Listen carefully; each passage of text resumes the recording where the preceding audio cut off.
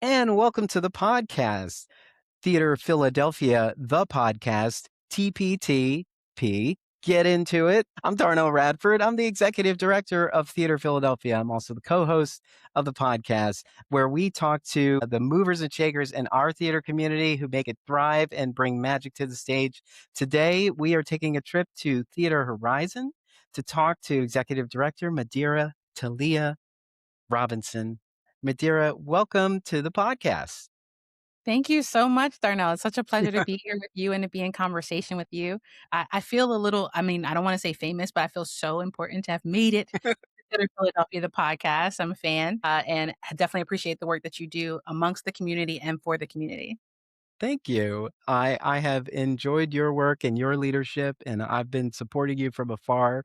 I often see you in the lobby engaging with everybody that needs to be engaged with on an opening night, and I'm just letting you do your thing. But I'm so glad that we have been able to connect, and I've been looking forward to having a chat with you. So I'm glad this is a good time to do it.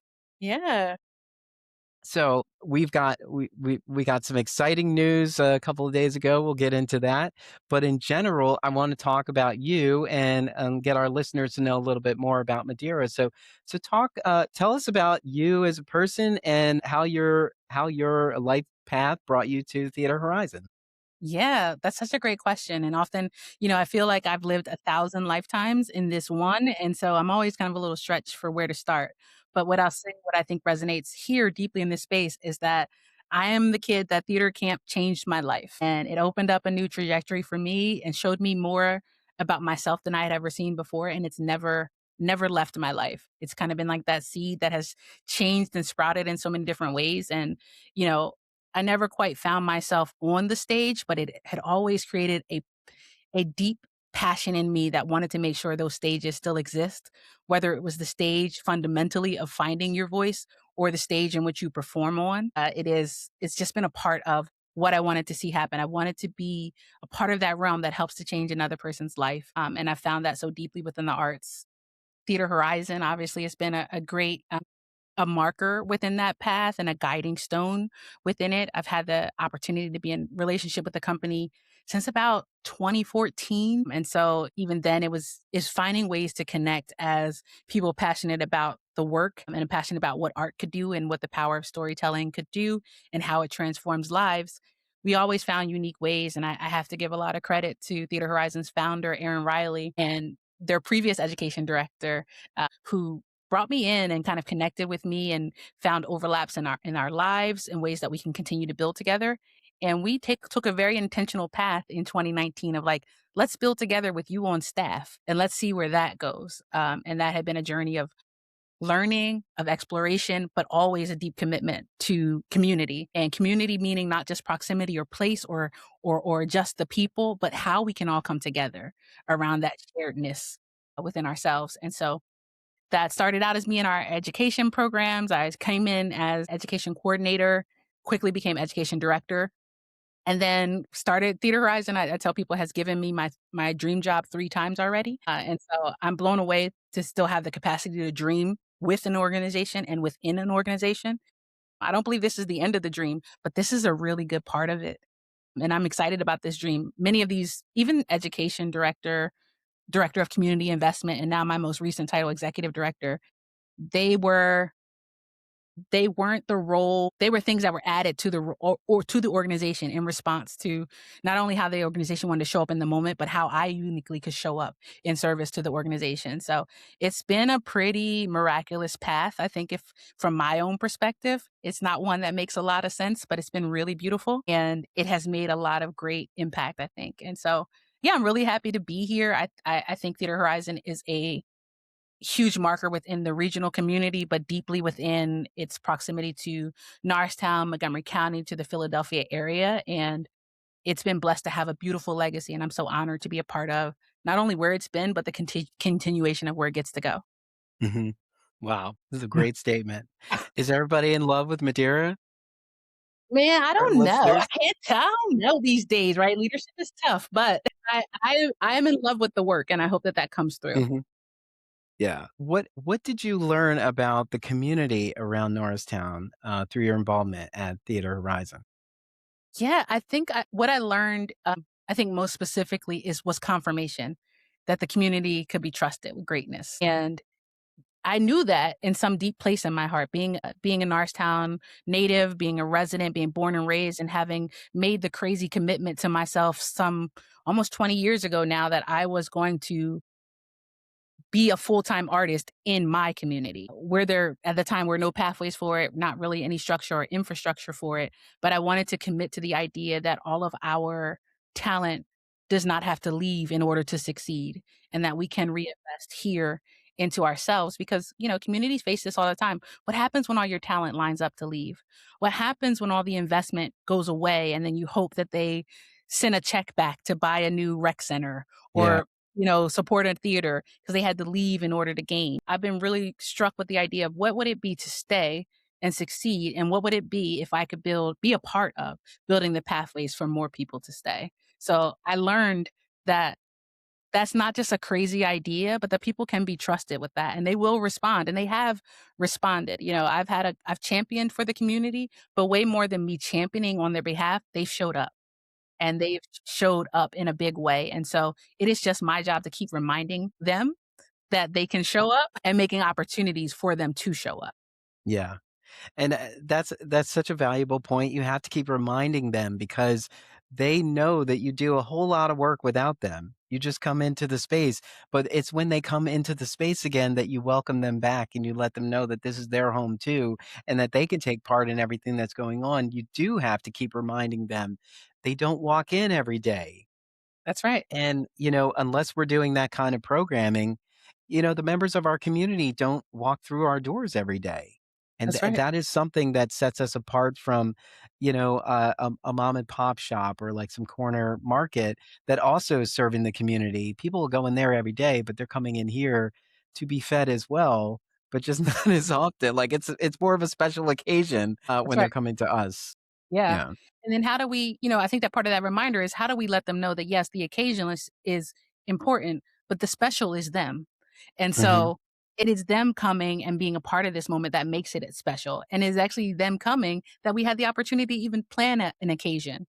So I borrow a lot of this from my previous work. In a different lifetime, I worked for Vanguard and worked within, investing in retirement savings on the institutional side. And I learned a lot about what it was to prepare for a moment in the moment you're in, how to prepare for the next ones to come.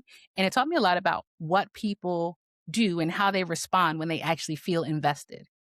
And when you're invested, you carry not both the risk, excuse me, you carry not only the risk, but also the reward. And so my goal with this work has been to make sure that the people see themselves reflected, sure, me visibly as a leader and even specifically as a leader of color. That sure is inspirational. But I think even more deeply, while that might bring a smile to their face, what actually might move their hand towards the work is the fact that they're invested in it and they see what I do makes a difference. What I do makes a change, and that also being inactive makes a change. And there is a cost to both their activity and their inactivity. And finding ways that they can know that they are invested in this, that these risks are not on Mydera, they're on us as a community. And these rewards, these wins, they're not on Mydera's, they are ours as a community.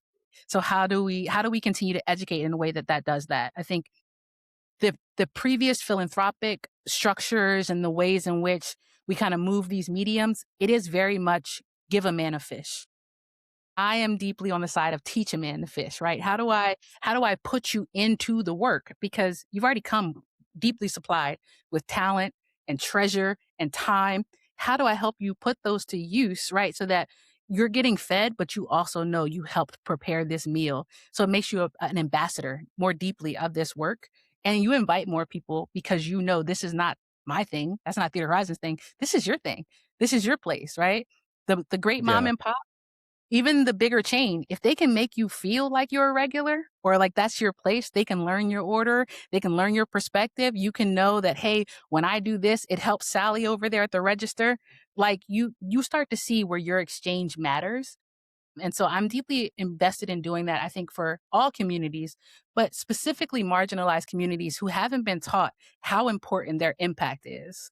Mhm. They've kind of been placed in a specific way where their whole job is to wait for us to serve them. Mm. But actually their impact is their service to us. And so that that relationship is really what builds a community. Community is not built by one person saying, "Hey, I built a community." Right? It is this house on the block and that family over there and then that person opening up this shop. It is all of us doing the things that light our fire and our passion and those things working collectively that make for this communal moment. And so I'm just hoping for moments of individual genius, which already exist, but bringing them together for collective success. Yeah. Wow. I feel like just you talking off the cuff is enough to be like, I'm holding a blank check and I'm gonna hand it to you and go continue this work, you know? Thank you. I'm I ready mean, to your check. Like, yeah. let's go. No, yeah, 100%. This it speaks to your leadership. Like you understand where you are and you understand that the community is very much involved in this as well. And you're encouraging and welcoming them, inviting them to invest in the work and take part in it. Otherwise, it can't thrive. And they need to fall in love with this too. They need to get something out of it as well. That's right. And sometimes that's not clear if you're just looking for highest donors, you Yes. know? And so I think we're making a lot of efforts to let people know that they are welcome in our spaces, but I don't understand why that wasn't our start from the wasn't our thought from the very beginning, you Yeah. know? Even though it is in like paperwork, you know? I think we owe a lot to a lot of these founders who we are seeing start to change that guard because they're some Mhm. of the precipice to those things changing and those things shifting. This is what we're this time capsule moment that we're in, we didn't start, but we get to continue. And so I do think that there is a lot of work before us. But one of the main things that I think that those founders and in particularly us in this moment, we are battling these kind of exclusionary practices and this limited luxury that only belongs to some, and this idea that the best things only belong to certain people. And I think, as a society and as a body, we've continued to chip away at that over generations, and there's still tons of work to be done. But I think evidence of you and all the great leaders that are in the community, there are people who still believe that and are still willing to show up for that and make sure that the work is accessible. And that accessibility doesn't mean a change in standards or a change in excellence in a way that it's still not a great thing. Greatness is still the ask, right? Excellence is still the call, but it doesn't mean that only a select few must be involved. Yeah. Yeah. This season you had an interim artistic director Yes. who just happens to be co-founder Right. of the organization, Matthew Decker. Talk about this season and where you were before interim walked in. Yeah. So, I mean, we were just living our lives, right? We were another company trying to become aware of who we needed to be and who our audience was in this post pandemic landscape. And, Theater Horizon has been blessed to have great leadership in every turn of tenure. And so the organization had previously been historically founder led. And then we had, the amazing Nell Yensen to come in and serve 5 years with the organization. And in the bright, shining star way that she is, had an opportunity to continue to grow in the work and in her impact to the community. But in that moment, right, I was just loving life. I loved my job as director of community investment, wasn't looking necessarily for a change or an upgrade. That was the dream, right? At the Mhm. moment, that was the thing. And we have a leadership shift. We have a very engaged and active board who does have one of our founders on it and comes in and steps in at such an opportune and pivotal moment for the organization and comes back in to not only help us get through the moment, but also to restore some historical knowledge, right? And some historical context back into the legacy, which is very helpful for an organization as you try to propel yourself over the last 20 years. A lot of things change in 21 years. Yeah. Staff, mission, ideologies, all the structures, systems. So I think it was really opportune in the timing that Matt came in. And it also helps in exponential ways that Matt is brilliant. So we get not only the opportunity for a good bump in our morale and confidence in where we can go in this moment of transition, but we get the brilliance of a just exceptional leader, art maker, theater maker, and contributor to the work. And so when Matt came in, there was a lot of conversation, I think, internally as an organization of where does the organization go from here? And we always kind of in some perspective knew that Matt is the moment, but he's not, the entire next steps. And that has nothing to do with like how close he'll be to the organization. He's a founder. He'll always be a part. But as brilliance is, it gets new opportunities, and Yeah. so Matt has many wonderful things on his docket and things that are to come. So it was about the organization. Well, finding what is the stabilizing structure, what are the things that will lead long term the company into the next direction, and so. In particular, when we think about this season, our organization was not just looking at what do we do in this season. It was like, how do we take what we've learned from previous years and what successes we've had in current years, and how do we use that as a launching pad to get to the next step, stabilize where we are, and give us a space to where we want to go. And so that season shift also looked like some organizational shifts. So in that same time, the board had made a decision, and I weighed in slightly on these conversations to the extent that I could, but we went from artistic director led to executive director led as a shift to understand the time and the need for restructuring within the business model across the industry. Theaters are having to take on the cause of reimagining what theater as an institution can look like. And so you couple that, I think that business acumen that I'm happy to bring to Theater Horizon and so many others have added with the brilliance of the season planning of Matt in this last season. We had the great opportunity in planning the season that I could pinpoint things having seen my tenure at Theater Horizon that I knew worked and that I knew were good. And one thing I think that is great that I can bring to the table is I believe I'm the audience you're looking to attract. I am the person that loves theater, but is not necessarily the theater, not the theater actor, not the person on the stage, not the stage manager, someone who is appreciative of how it brings so many levels of the work together and is deeply impacted by it, but might need to be guided a little bit more to see where my contribution matters. And so that in that way, we could speak to both the outside audience and the internal view as a deep theater maker with Matt.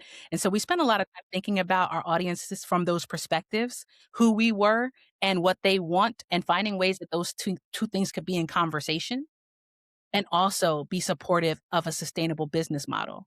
Because while we are all the time artists, there's also a business to this work that makes sure that we can continue to be artists. So I really enjoyed season planning with Matt. My contribution to that was finding the windows and naming where and why they could work and the story that it involved.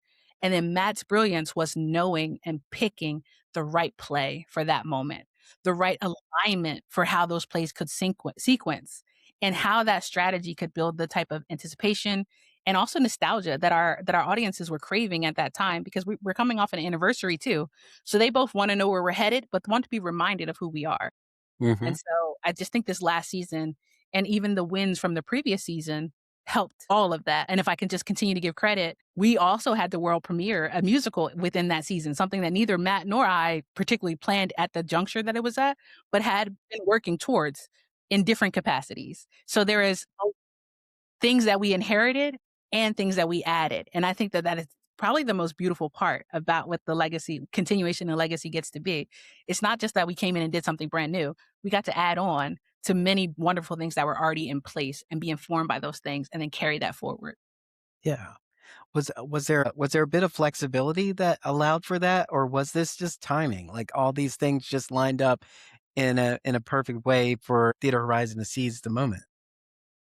It was commitment. It was commitment and a love of the work, right? I don't think any of the timing, if I'm totally honest, none of this is all particularly what we planned for.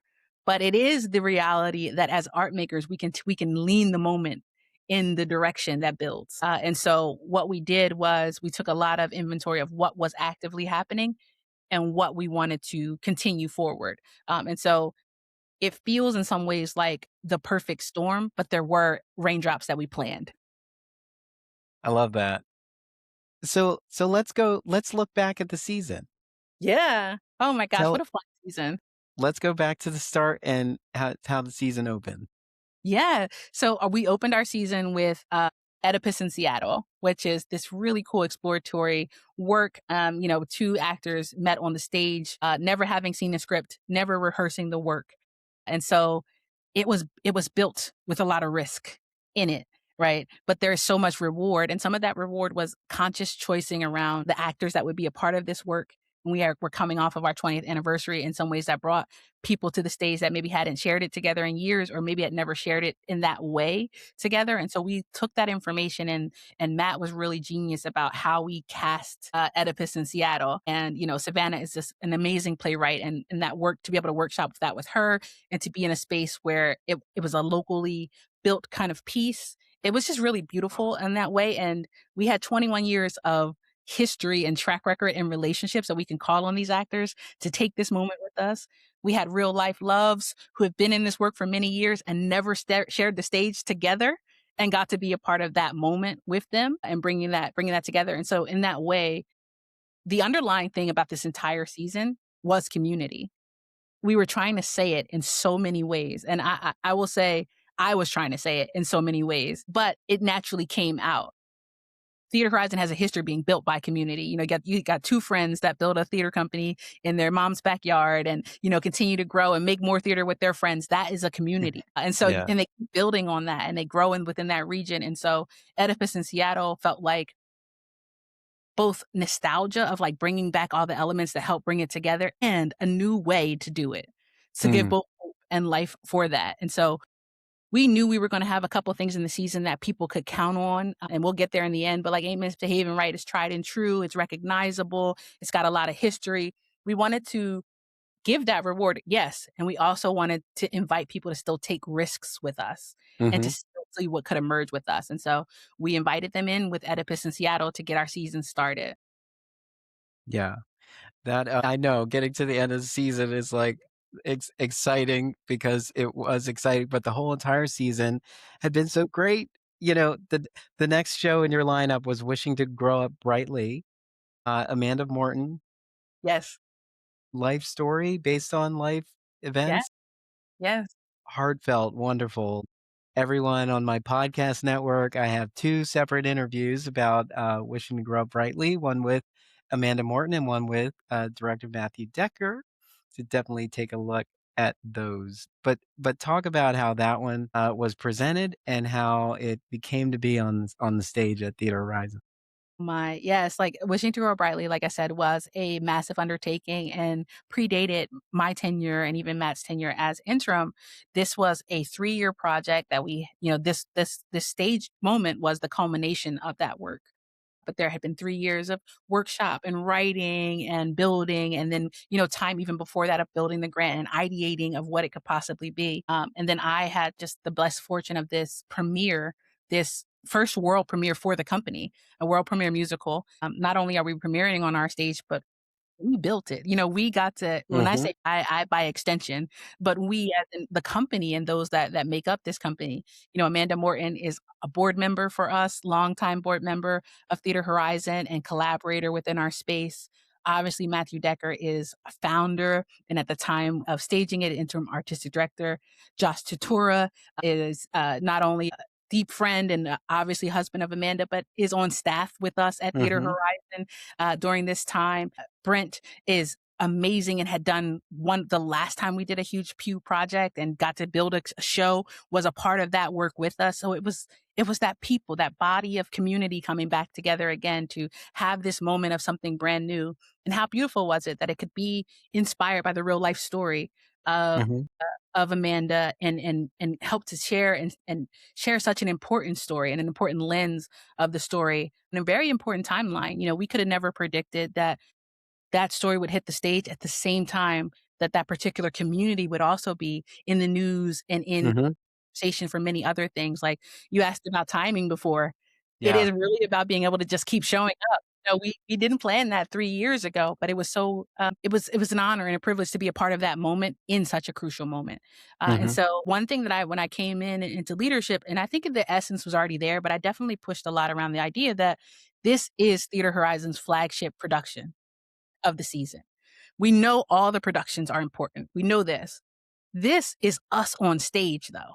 This is a piece that is homegrown, home built, internally ours, and we're going to introduce it to the world in this moment. And so it is important that we not shy away from a moment like that and that we lean in as deeply and as thoroughly and as thoughtfully as we can. And it helps that the piece is brilliant, right? I can't, it helps that yeah.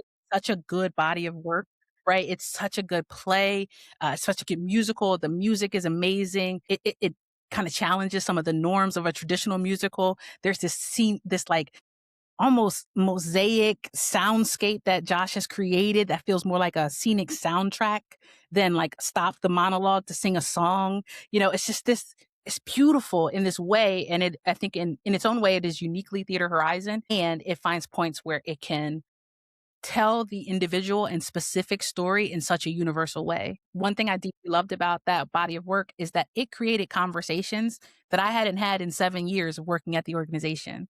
Even though I was still the same person, I had never talked about being adopted within Mhm. the organization. It didn't come up in conversation. And the fact that my adoption story is complex, you kind of keep it in your back pocket because, like, who Yeah. do you tell this to? And when do you bring it up? But Amanda's story opened up a door for more intentional conversations amongst our staff, amongst our board, amongst those who were coming into our doors. And it allowed us to see each other in a way we hadn't seen before. Like, that's what story can do. It can connect you even more than you thought you were connected. And so, Wishing to Grow Up Brightly, I think, is just, I'll never forget it. It is something phenomenal. I am waiting for the day when it is everywhere all the time. And it is, we're talking about it in the same way that we talk about works that constantly come back in front of the stage because it deserves that kind of trajectory. And I'm just so blessed that we got to be a part of originating it. Absolutely. And yeah, the fact that it was so relevant too, because it's about family.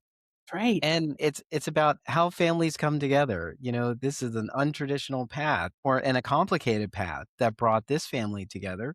But then there's always this need for closure or additional information that the quest for it takes so much out of you. And then when you actually have an opportunity to get those answers, you start to realize that it was much bigger than that the That's right. whole time. And but that journey is valuable for all of us to go on as well because we're saying like, no, no, no, you got your family. It's right here. Like this was the family you were meant to be in. You did not miss a thing, you know? That's right. That's right. But you have to sort of get a peek of it to kinda understand, like, no, this was as unique as as it could have been, and I wouldn't change it. That's right. Yeah, but it's so beautiful. It just made you that piece just made you wanna hold your person tighter, as you're in the theater and just go, "Oh my god, this is." Yeah, and it's always gonna be relevant too because, again, it's about building a family and how this particular family was built and how all those common factors are still in everybody's family dynamic. That's right. That's right. It's family, it's identity, it is belonging, right? It is the complication of it all. It is the knowing what you know now, would you have done anything differently then? And these are questions we all ask ourselves, right? This is a very universal lens on a specific story, but as you said, it is something that speaks to all of us. And I think because we got to see it in a new way, we got to ask ourselves new questions Hmm. about it. Right, whether internally or in a broader conversation. Yeah, it's just like I don't know. This is like your season was a brilliant example of how to bring community into your conversation. Every single piece speaks to a community, whether it's the community that surrounded and supported Theater Horizon, or to the community of families that are being built around Norristown, around the area, and then the next piece. Yes, My heart was so full sitting in the theater for XOXO Monco's variety show. It was just so beautiful, and not just because my husband was involved, but because to see that all of that came together with members of the community brought their talent through your doors. And then, Ontaria, Kim Wilson, brilliant. along with the support of Matthew Machinardi, brought that together and turned it into a whole thing. It was just everybody has bits of talent, and then Yes, it became a show, and it yes, was so wonderful. And I just could not stop talking about how talented everybody was, and how whatever sort of nerves they had in the moment worked for everything. And it was so brilliant. Just thank was just you all did such a wonderful job with that piece. thank I you, I don't man. I'm know. glad you enjoyed it, When like I'm excited about work, I just can't. I just can't keep it to myself. yeah, and I mean, that is another a moment of risk, right? Where we Mhm. are we're asking you to take a journey with us because there's not a really big kind of platform for how that kind of work leans in, and there's not Yeah. always a lot of identity of like, how do you market it? How do you tell people what they're about to experience? And the reward is that they come in and they had a great time. Even if they didn't know what they were coming or getting themselves into, they walk away and like you're doing now, become so much more of an ambassador for why that Mhm. work is important and what it can feed to the people on the stage, but also those in the seats and, those to come. And so XOXO, Matt and I spent a lot of time talking about this, and he was able to kind of put it into the right format and the right package with the right people that really makes a difference, right? Ontaria, Maddie, like all of these pieces matter so deeply to make sure that our audience and our artists that are going to participate feel supported, that they can take this journey with us. And so when I think about XOXO, that is a response. That is because we are in community, we are listening and we are responding. And that is a response in some ways to when we did the larger work of Town in 2022, I believe it was, that we did. We premiered Town, which was a larger work with the Norristown community where we built with them and, cultivated a story with them and they performed it as part of that work.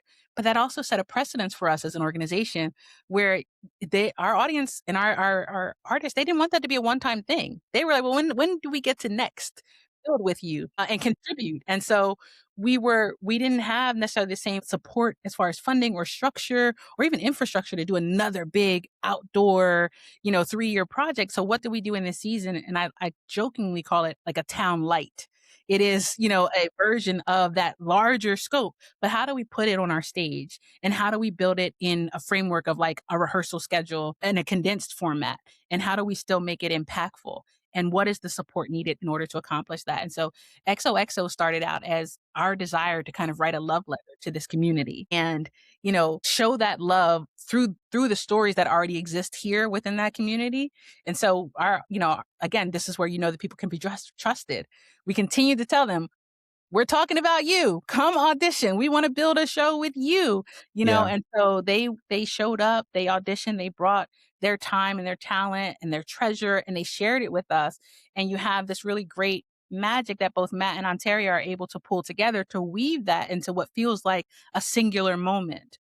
Even though these are different and collectively kind of all over a spectrum, they were able to weave it. And so this letter travels now through these mail carriers, and this storyline is weaved together in this much bigger sense, and still in this very universal sense that we still all hold space and time together. And what would that look like if we spent more time sharing that?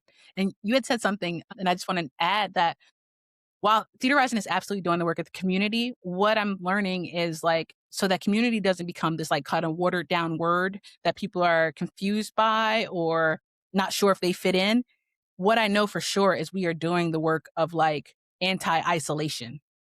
We are making sure that people remember we are not islands. We need each other and there is value when we come together. Everything about what I want to do, I think it all culminates is everything I wanna do is I wanna do it together.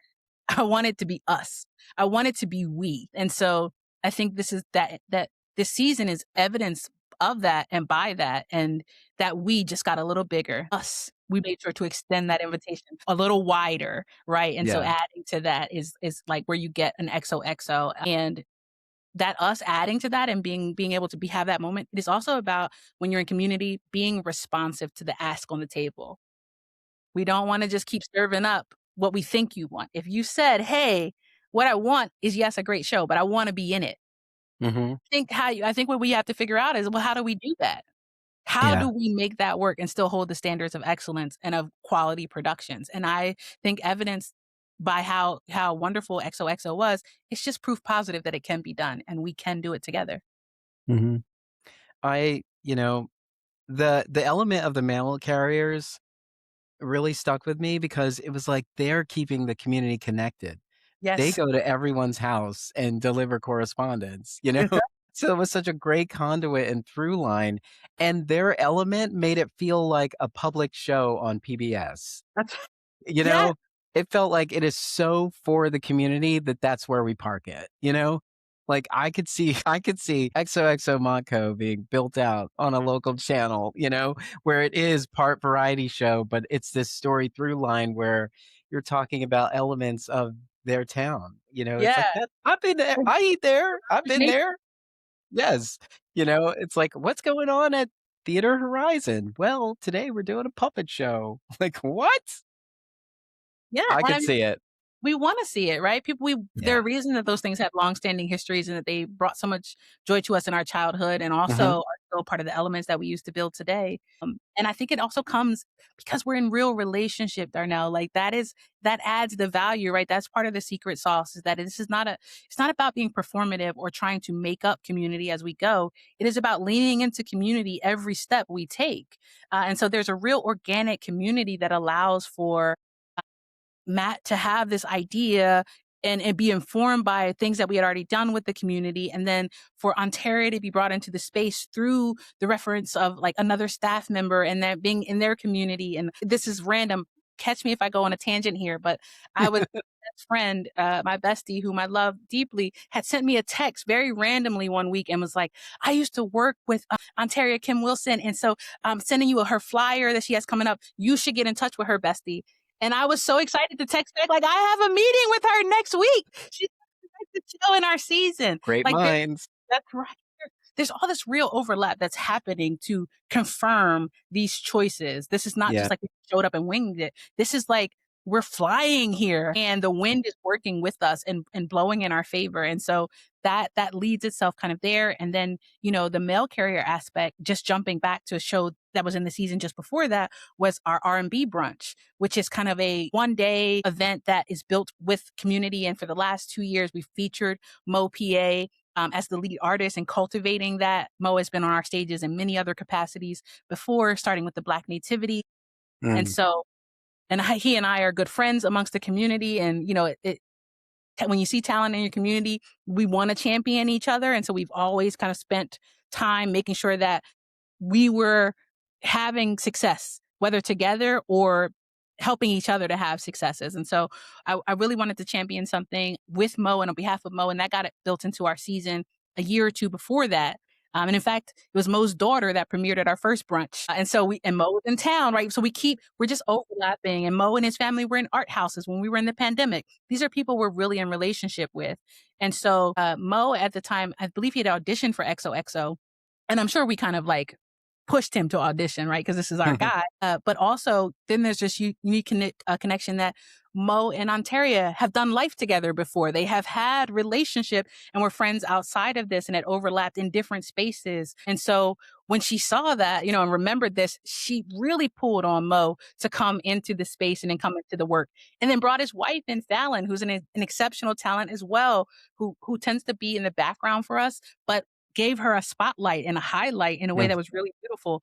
But that's informed by real relationship already actively at play. And then the ability that when it shows up and you have the opportunity, you lean into it even more.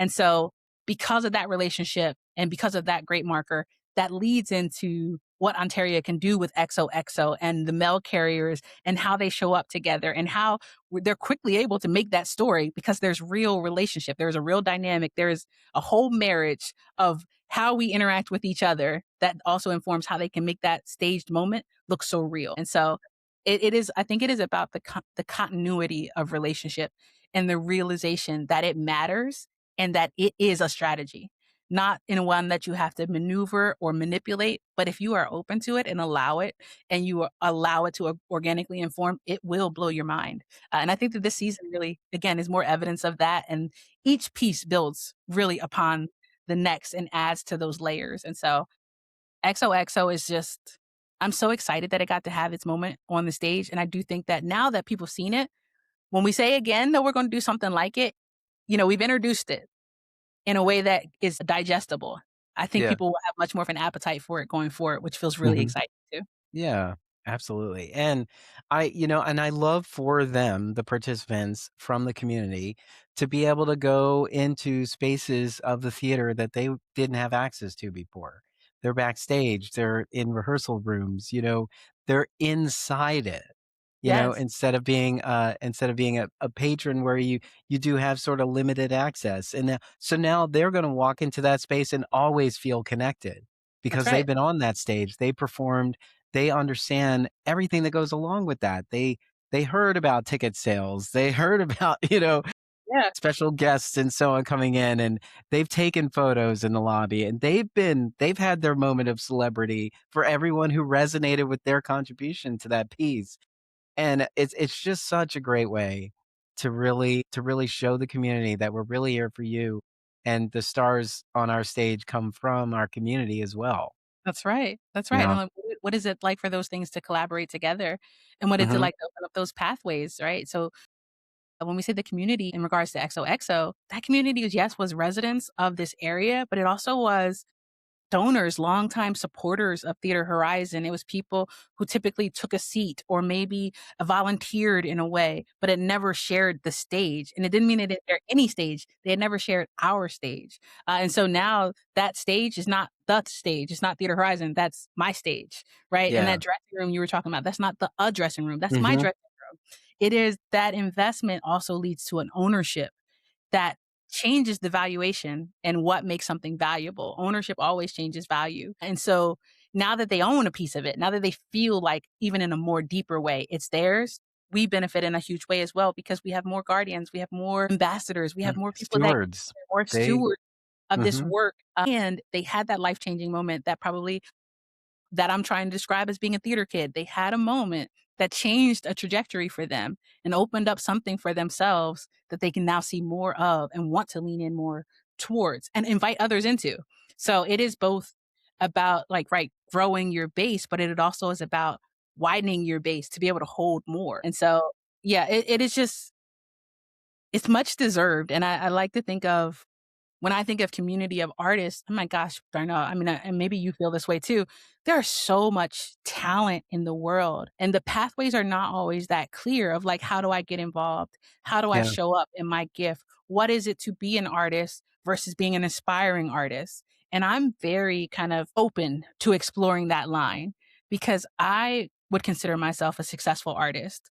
But that doesn't mean like I have a record deal or that it's because an agent told me I was, or because, there's some kind of structure. And if you think about even theater arts, there's not a whole lot of infrastructure that delineates the difference between a professional and not.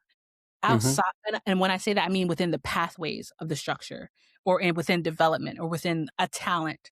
And so what I'd like to do is just make more opportunities for more artists to continue to do the work while also respecting those that have gone more traditional routes and have put in the work to have this moment. I wanna make sure that we all are having this moment no matter what our entry point looks like. I think there's Yeah. shared space for us along the way. Yeah, there's so many paths. I was thinking, what if one of the participants of XOXO Monco ends up running Theater Horizon at one day? Oh, Because of their involvement early on, they've had a connection. They've paid attention. They've heard everything that happened at Theater Horizon. They were part of the opportunities that Theater Horizon had. They took part in them and so on. You start to realize, you know what? That's how I can serve our community, that's by right. making sure one of those very valuable institutions continues to exist in our community, and I think it does take a little bit of growth, but you have to have a connection to Mhm, really understand that, like, this theater next door to me can't close, mhm. you know? It's like it is a part of what makes this community a community to live in, That's right. and yeah, and so And I'm I can just be a saying. part of that. Yes, I'm Yeah, just saying it's just so felt on the stage at Theater Horizon. It always has been. I'm thinking about all the conversations I've had about Theater Horizon over the years, and I'm like, "Am I a fan?" I am. I've always been a fan of Theater Horizon. I guess sometimes you just have to you take stock in it. You're like, "Wait a minute, I might have a little crush on Theater Horizon." yeah, yeah, I definitely can relate, like, it like I said, my relationship started in 2014, and in many Mhm. ways, I feel like one of Theater Horizon's first unofficial resident artists, and building with us. We now have the Thread residency program that builds with an artist of any discipline, and we've had that for 3 years, but in many ways, that's what Aaron was doing with me starting in 2014. I came to Theater Horizon. I was actually at an art show. I like to tell this story, and I'll tell it briefly, but I was in an art show. I was displaying some paintings within the community, had been pretty well known, at least around I'm hometown famous in its own ways.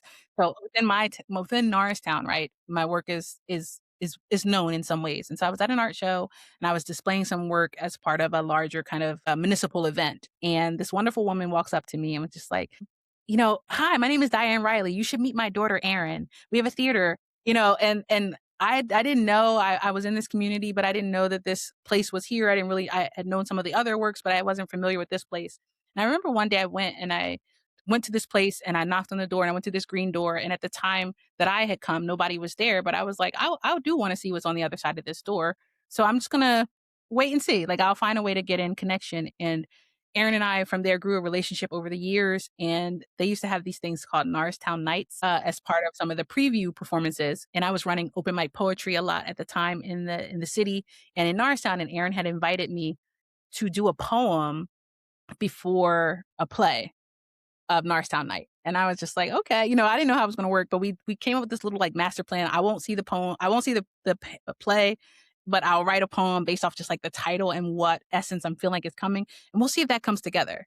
So it was a little bit of risk, and it was a hit. Like it went well, right? It went well. I got someone followed me in the lobby from there and offered me my first teaching artist opportunity. I didn't know teaching artistry was a thing. And so it had grown. I was like, oh, wow. So actually, my Theater Horizon education career had started being a poet, showing up as Mm. myself in a different way. And it led to these next steps. And so over the years, we kind of continued that relationship. I did an art exhibit. They used to feature artists in the lobby, and I did a full display exhibit of a body of paintings that I had done. And, it led to so many other things in my life, right? Like it built even a relationship. It from that I went on a first date with someone to help me hang the painting. All this great stuff. My first date was at Theater Horizon. And long story short, I have this wonderful son now, right? And I look back at this and I can see so many ways in which Theater Horizon is interwoven into my life in this Mhm. beautiful way. But it is all about the invitation and the opportunity to keep showing up as myself, and it kind of builds out from there. And so when I think about the works that we're looking at across the season, they're continued evidence of that and in alignment with those things. But I don't want my story. I know it's unique, but I don't want it to be the only story. And I know Mhm. other people have maybe similar stories. If we jump back to Matt and Amanda and like coming together to work, and then many years later coming together and both writing for Broadway or working for Broadway and getting to come back to a place where they serve as board members and write a show. It is both what's happening now and what we've built over the years together in unique ways. And so I just want to make sure that the stories don't stop with us. Mhm. And so I think XOXO has helps to continue that. They're a whole group right now. The XOXO cast is a group. Like they travel together, they come together, they came as a group to see other shows, they plan parties and outings with each other in their own way. We took people who have been in time and space many times before together, and we actually connected them. And Yeah. now they move more fluidly as a unit because that connection has been amplified. And so Wow. they find the power in it. Listeners, I hope you're taking notes. There is just gold. There is gold here in this messaging. So this season's all about community and bringing everybody together. And now that you've gotten everyone's attention, Let's let's go. misbehave. Let's misbehave. Let's misbehave. So ain't misbehaving. You save it till the end. You get people excited about it all season. Yes, And we get there and it is nonstop magic. yes, I feel for the artist because I'm like, "Are you tired?" Like, or does this just look way more involved than it is? But it just felt so good to be in the space again. And it just this joyful noise coming from the stage, just black excellence, yes. just resonating. And I'm just sitting there just like, Mm, that was me like the whole time. Like, yes, I'm loving this. I was having all of it and the audience with us was as well. And it was just wonderful and I'm so glad Theater Horizon added A Misbehavin' to the line. yes. Again, I have to credit Matt's brilliance for picking such a masterful work and the right one at the timeline. What we knew going in, and this is probably like, I don't know if this is a trade secret on the side, right? But we knew going in that we wanted to have some ability to build around name recognition because, in the business of this, the work of constantly lifting a show, we were going to be lifting XOXO. We're going to be lifting Oedipus in Seattle. We're going to be lifting Brightly. These are all things that our audience really doesn't know. They know us. So hopefully they lean in, but they don't really know these works. So we wanted to Mhm. offer them back the opportunity of like, you do know us though. And so, and you hear something else that you know, or that you can research and kind of build in. So we built that for the end so that get on the journey now, take these Yeah. risks with us, and we promise, even if you didn't like any of that, which we know you won't, we know you will love it. If it's Yes. in the course that you don't, there's you can count on ain't misbehaving, right? And so we still wanted to build that with a lot of magic, right? And that's bringing in Amina Robinson to direct that. And, gosh, did she put together a brilliant cast and the creative team that supports that work. It's just utter brilliance. One thing that Matt and I talked a lot about is that for me, what I thought was deeply important, and he concurred, and the timeline concurred, we needed joy. We deeply needed to bring some joy to our stage, and we needed that to be true. And, as a Black woman, Black joy is just beautiful to me. I think it's beautiful as a whole, but especially in hard times, because we're facing a lot, right? There's a lot of that's going on in the world. And I won't talk about all the things that are going on in the world, but we know there are a lot of things going on in the world. And Ain't Misbehaving, there was a lot of things going on in the world. As fun as this Mhm. is and as magical as it feels, this is in the middle of some deep oppression, some Yeah. very hard financial times. There is the call is to give up, to quit, to shut down. And we are watching people come together and have joy inside of their resilience and inside of their own struggle. And so it's not just like singing and dancing for the sake of it. This is it as a survival and thriving tool to get through the moment. And so we wanted to have that type of joy. And I also thought, when we looked at this, we thought about the importance of telling the story, but also, and I think that there's place for them all the time. But we knew that there was going to be already a lot of struggle in the world, and we wanted to just offer space for our theater that we're not going to deny the struggle, but can we show off the joy? Mhm. Can we Yeah. have some fun? And Yes. that was going to be important. And so, Matt brilliantly picked Ain't Misbehaving as that place. I knew I wanted a sound.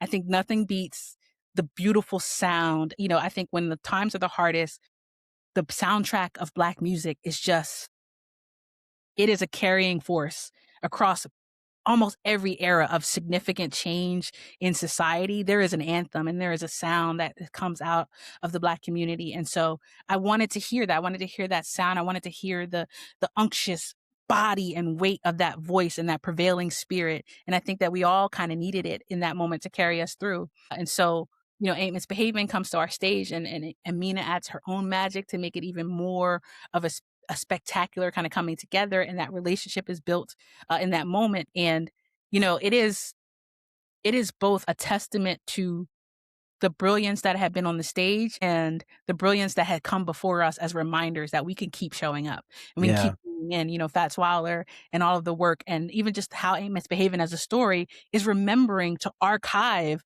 the work and not let the stories be lost and not let the legacies be lost. But that body of work, that play or that musical show is built to preserve legacy because all of his music was about to be lost, right? And so it's built around preserving that moment and that joy and making sure that when we retell the story, we don't leave out too much.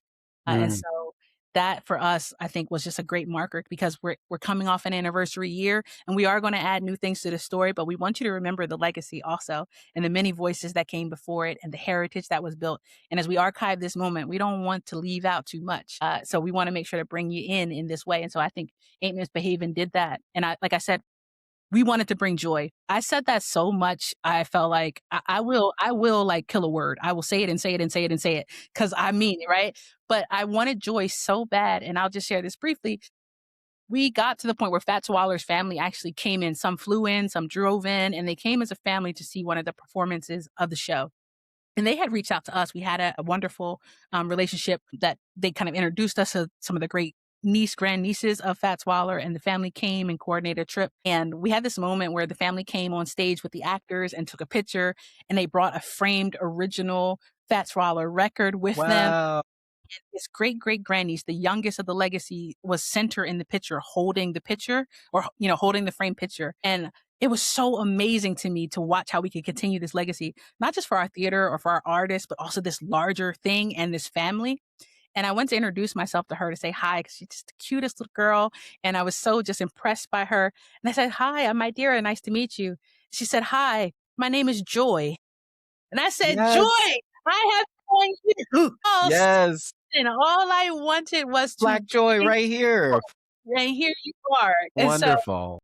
yeah, I feel like my life feels like sometimes this really magical tapestry that if I say it out loud, people be like, "Oh, you're making that up." But then Yeah. there's this other version of like, I swear to y'all, all I wanted to do was bring joy to the stage, and here we are. Here is joy, legacy in a hand, and being empowered to carry it forward. That is like, that's so brilliant, and that's like a moment that would unfortunately, but fortunately be part of an ask. You know what I mean? It's like, "You can't make this up. This is why we need your support. This is right. Open them wallets. Yes. Get those purses out." Yeah. But still, you know, I've never left Theater Horizon without my heart being full. Mm. I'm thinking about the many times that I've done that. I always have like, there's a journey to every theater that I've had over the years. Like, I often go to Theater Horizon by taking the train, and I would take the Norristown High Speed Line over the regional at one point because I thought it made sense. I was like, "I don't mind. I'm planning ahead. I'm getting this nice little ride, whatever." But sometimes you're waiting for, like, the last possible train to take you home and everything, but that's part of the experience too, but just Yes. being out there, and, so I've always been able to walk around the neighborhood and just sort of take it in a little bit, and when we drive, it's a different view where I'm seeing different parts of the neighborhood. If we're there early enough, we can eat somewhere in the neighborhood that somebody's already recommended and everybody's fallen in love with, and, it feels like when you're coming to Theater Horizon, you're going to Norristown. You know what I mean? Like, you're just gonna take in everything Norristown has, and it's it's just a it's just a testament to how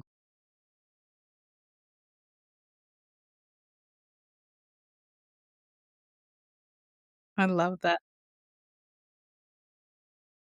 that's why I'm always just so excited, and sometimes when we miss a show, like, if we couldn't get there because of scheduling or something, but we find out that the show is sold out or, like, very limited seats, and I'm like, "Great, at least everybody else got there," you know? And so I often feel that way about a lot of things. I wanna make sure everybody gets there, even if I can't get there, and so I'm glad for that too, and I'm celebrating that. I Yeah. just hope people walked away from your season saying like, if this is the kind of experience you can expect from Theater Horizon, I can't wait to see what they do next. And Yes. s Yeah. and so you end the season with this wonderful direction by Amina Robinson, and all the while you are in a search for your next artistic director. And so here we Yes. go. Here we are. You know, some stories you just can't even come like, fathom how they'll be written and how they could be written so beautifully. So at the same time that we are working this process and looking through this, there is also this wonderful moment and opportunity that we get to build and extend that lineage and that legacy and that overlap. And so, as our audience has heard, we've had the chance recently to announce our incoming artistic director as Amina Robinson, which we are so excited about. I am a huge fan. And, I'm just so excited about where we will go together, where she will lead us artistically, and so much of the value that she adds already to this work and having now place a home for her to kind of launch that out of. And so it was a beautiful story. It was a process, right? So Ain't Misbehaving was a very exciting journey. And so many times within the run, right, you want to be able to tell more or hint. Mhm. You can't say a thing like that. You know what I mean? We're through a process and there are still things to be done. And I want to just also give credit to, you know, the arts community as a whole that was a part of that search with us, that either threw their name in the hat or supported us in some way or offered us insight of like how to move forward in this moment, because as we talked about earlier, there's a lot in transition. We have an interim. We're moving from founder led. We've changed a business model. So we're trying to produce an excellent season, both inherited and added to. And so trying to find those that could be a part of that moment and help you build out the next. I mean, Amina is just so well suited and perfect for this opportunity, and we're so grateful. And I think deeply. A lot of my role is to roll out the red carpet for Amina, and I know people might not think that that's a glamorous role, but I'm like, have you met Amina Robinson? You know, elevating her journey and adding to it, that is of huge contribution to all of us. And so I'm just excited that that came within my tenure, that I could be a part of that decision making, and that, we were able to attract and also make the relationship work so that this is where she wanted to be, and that made sense. I mean, she's a caliber talent. She is an acclaimed many things. And so we are both excited to have her and very honored to have her at the helm of this artistic work with us within the organization. And so I try to like limit how much I show how excited I am, because it gushes. I'm so excited by Amina Robinson in so many ways, Hey, and I couldn't contain myself, so. can't. It's hard.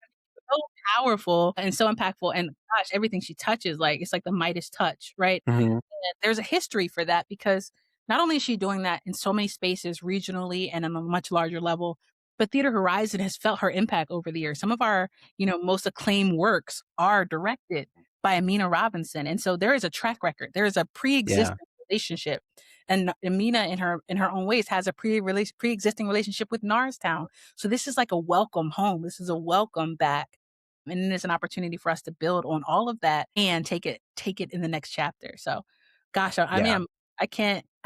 I struggle for the words to name how wonderful this moment is. I keep thinking, like, mhm, what's a more amazing word than amazing, right? How do you put? What are the things that you can say that really hold this space? And I'm excited for what our audiences will experience, the ways in which we'll all learn together mhm, through that leadership and through this new structure for Theater Horizon, and for what comes next. Amina and I now have the opportunity. I think of this for myself, and I think it is true for the role of the AD as well. We are both the guardians of this legacy and this heritage, and now we are the guides of its next steps. And mm, that is some very deep and intentional stewardship. And there is both a commitment to the institution and the individuals, and making sure that we are of service to both. And so it is not an easy task. And I don't think that work like this is for the faint of heart. But for those who are built with passion, I think this is a great time for us. I think mhm, lean into that passion and find ways that we need to take that and align it with our purpose. And ultimately, I think we will bring these communities into prosperous places. And so just got to keep showing up with that love. yeah, and at the very least, because there's so many people who have worked with Amina, who are being taught by Amina, One, who have just been influenced in some way, they're gonna make their way to Norristown now, right? they follow Amina wherever Amina goes. She is a pipeline, right? You know what I Yeah, mean? She builds out a path yeah, already, many of the works that she does, and that's gonna help more roads lead to Norristown. mhm, And I think that that goes back to the legacy. Don't spend any more time with me talking about Norristown, because I will go for way too long, right? Because love this community, but a lot of it, I love its legacy and I love what it's meant as an opportunity. You talk mhm, about, you see this as a chance to come to Norristown. That is historically why Norristown exists. It is a path. It is about taking a route, whether it be through immigration or great migrations. It is about coming and traveling to this place because you recognize there's opportunity there for you. There is something there for you, and that opportunity may look like a place to build, or a place to be filled back up and to leave with your heart full. And so historically, Norristown has had one of the largest and most impactful commercial districts. But as the pathways changed and turnpike exits and all these type of things, the areas around us built up. The King of Prussia's, the yeah, Hawkins, and that started to see much of Norristown's decline because the pathways didn't exactly lead to us anymore. mhm, But I think the opportunities and the hope for opportunity still existed, because I think that's part of our essence and our spirit. Norristown, the fervent opus is like the mantra of our community. And it means the work still boils. Like there's still work to be done, and it's on fire there in Norristown. And so these things, I believe, are us restoring those pathways and restoring the roads that lead back to those opportunities and back to this place that really is full of a lot of love, wonderful people, and a lot of great opportunities. But the roads need to be rebuilt, and the pathways and the pipelines need to be restored. I feel like I'm one, Amina's one, Matt and Aaron have been one over the years, Nell has been one. All of our leadership has added to that pathway. All of the talent on our stage has done the same. And beyond what you all have done for the organization itself and the building and the institution and the people that work there, you also have added to the livelihood and well-being of a community, of a body of people who maybe before now didn't feel like your neighbors, but they are a part of a larger impact that you get to have by showing up. And so I just that is a story that I love, and I love the restoration that can happen because this investment, we talked about this from the beginning. What happens if I don't leave, but I stay and I invest here? And I think the same could be true for Amina. She could be anywhere in the world. But what happens if you stay in this region and commit your talent here, or for any of us, right? And then you build that path in the next generation and they keep coming in and they keep coming back and you usher new people in. That's regeneration. That's Yeah. ecosystem. That's continued life because you're continuing the cycle instead of all of us feeling like we have to leave, we can't stay, there's nothing here, there's nothing left. There's not devastation here. There's opportunity, but it will require us to build. Yeah. Think it, build it, make it, do it. That's good. Let's do it. Stay local, stay local. Yes. Yeah, it is crazy that there is this thought, like, you feel like, I think when you're trying to shop your ideas to other people who already have ideas, or at least they have a thought process, that they may not want to get, sort of confused by more ideas, and that's what becomes a tough thing, which is why I'm always saying, like, there's always room for more art. Like, let's ignore this notion that there are too many theaters. There aren't too many theaters. There are theaters who feel like there are too many people going after the same pots. Maybe that Maybe. doesn't mean there's too many theaters, because there are a lot of artists who aren't working. There are a lot of conversations that aren't being had, Yes. and There are a lot of there. pots that don't know they can pour. Yes, and So we need more stages. Like, I mean, I think we should be at a point where, 50 people show up to everything, yeah, I mean, That, population like, numbers there's show always that it's something. possible. There's always something. There's always the dynamic of someone feels like there's nothing to do, right? Or there's nowhere to go. So there is plenty out there. It is just about kind of, I think, us aligning ourselves with that plenty, inviting it, believing that it can exist. And cheers to all the vegans that listen to your podcast. But while you were talking, I kept thinking about chicken wings, and not because like in a greedy way, but just like I think about this oddly, but no one ever like thinks about that there are so many chicken wings available in the world right now. There are places that only sell chicken wings. You can go to your deep freezer and there might be a bag of chicken wings. There's a grocery store right now that if you bought out all of their chicken wings and you ordered 100 chicken wings from your pizza shop, you're not putting anybody out of business. There are way more, and it's the same piece, right? But there people making it in so many different ways. There's so many cultural elements and essence to it, and versions of our recipes and ways to serve it up. And no one is saying enough chicken wings, right? We're constantly finding ways to create more. And I think about that like art. Why are we so concerned with like how many people are doing what if it can be of service, right? And there's got to be space. If we say truly that we want space for everybody and none of us has infinite space inside of our buildings, someone else adding space for more seats or more people or more times to run or more times to be engaged, those are also in service of us that Mhm, help keep this all going. And so I'm really glad to see more and more works coming forward. More talent is coming into the world every day. More people are being born. More people are growing into their work, and we don't want to see that stop. We have to find spaces to cultivate that, to appreciate that. And I think it's a deeply scary scarcity mindset if we start to believe that our art is the only one that matters or should mm, exist, especially when we don't even have enough space to receive everybody. mhm. If everyone is invited to the party, but our house can only hold 123 people, seem like somebody can't get in. Ah, So it's helpful if we all open our doors and if we all add to this work. yes. Come on, my dear. I'm trying to find a way to end this conversation. We just keep keep moving. I'm like, I can give it 10 more minutes.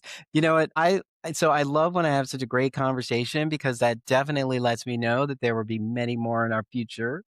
And so I'm gonna stop at so many chicken wings, and I hope everybody takes that bit of this away with them, that there are so many chicken wings, and no one is saying there's too many chicken wings, which actually reaches everybody, not just theater, not just culturally, but also sports. Like, where would sports be without chicken wings?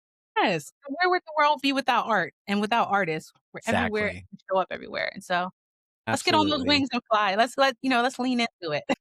I love it. I love it. But we are gonna end it here. Like, my dear, thank you so much for talking to us about your journey and how before you became an employee at Theater Horizon had already made its mark on you, and talking about how being community focused is really creating a pathway for other people to have a similar journey to yours.